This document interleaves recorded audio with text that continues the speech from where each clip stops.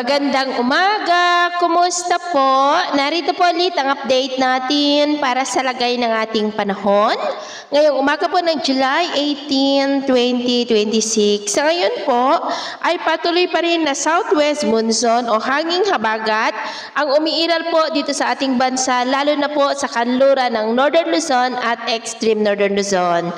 Sa labas naman ng ating area of responsibility ay mayroon pong isang aktibong bagyo, pero malayo po ito about 2,670 km east ng Mindanao. Hindi po iyan nakitaan na banta sa ating bansa, pero posible na mahatak nito ang habagat dahil may posibilidad na papasok yan sa ating area of responsibility by next week at tatawagin po sa local name na Quiapo, at ito naman ay pinapakita ng forecast model natin pong ginagamit hanggang po sa susunod na 2 linggo.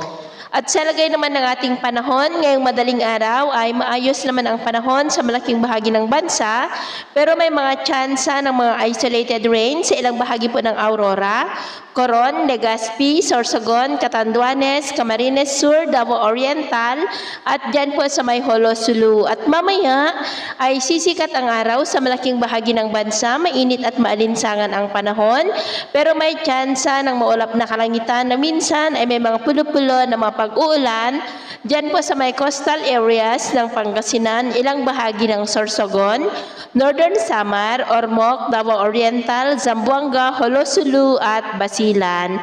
At mamayang hapon, mas maraming lugar ulit ang makakaranas ng mas maulap na kalangitan with isolated light to heavy rain sa may Northern Luzon, Central Luzon, Cavite, Mindoro, Palawan, Bohol, ilang bahagi ng Kabisayaan at Mindanao, kaya mag-ingat pa rin po tayo lalo na sa mga banta pa rin ng mga pagbaha at pagguho ng lupa. At sa atin naman pong mga baybayin, wala po tayong nakataas na gale warning signal sa ngayon, pero iba yung pag-ingat lamang po kung papalaot tayo para mas makaiwas sa mga sakunang pangkaragatan. So yun po ng latest update natin sa araw na ito. Ako po muli si James na nagsasabing sa kahit na pagsubok po na darating sa ating buhay, huwag na huwag po tayong mawawalan ng pag-asa. Thank you and God bless!